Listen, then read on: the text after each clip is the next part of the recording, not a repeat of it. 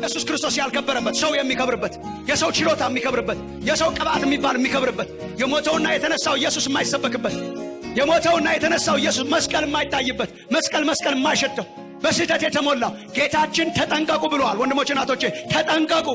በመጨረሻ ስለ መጨረሻው ዘመን ምልክት አስተምር ሲባል ጌታ ኢየሱስ የመጀመሪያ ያነሳው ነገር በነገራችን ላይ የመንግስታት መናወጥ አይደለም። መጀመሪያ ላይ ያስቀመጠው የትምህርት መናወጥ ነው።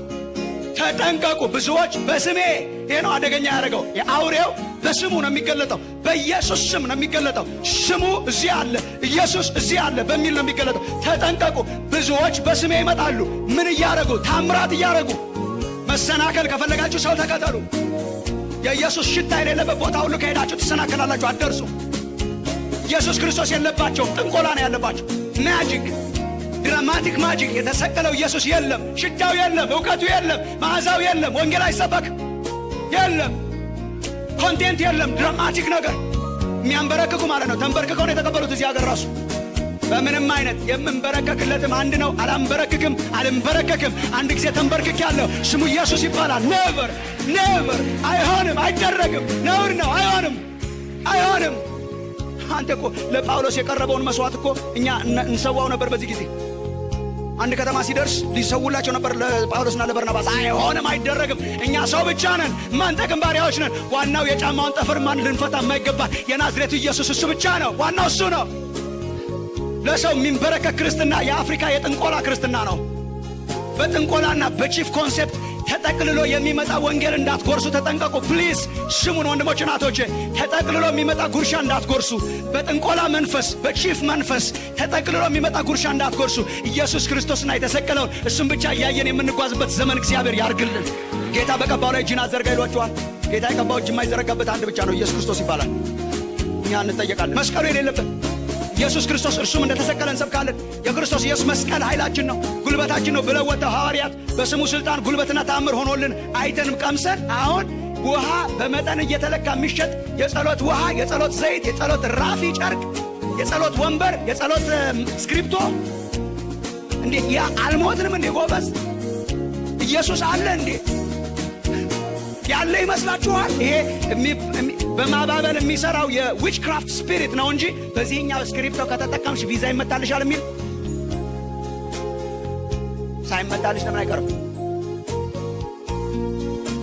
በዚህኛው ፎጣ ከተጠቀምክ፣ በዚህኛው ጨርቅ ከተጠቀምክ፣ በዚህኛው ውሃ ከተጠቀምክ፣ በዚህኛው ዘይት ከተጠቀምክ ተጠንቀቁ። this is witchcraft። መጨረስ ከፈለግን ይሄ ነው። እውነትና አውራ ከተባለ ይሄ ነው። if you want to finish this is it።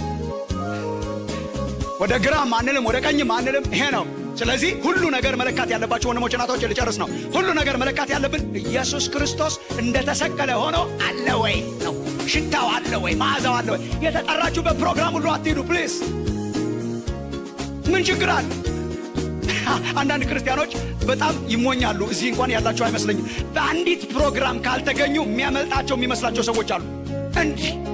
እንዲህ በዘላለም ፕሮግራም ውስጥ ጠርቶኝ በአንዲት ሰከንድ ፕሮግራም ያመልጠኛል ማለት ነው?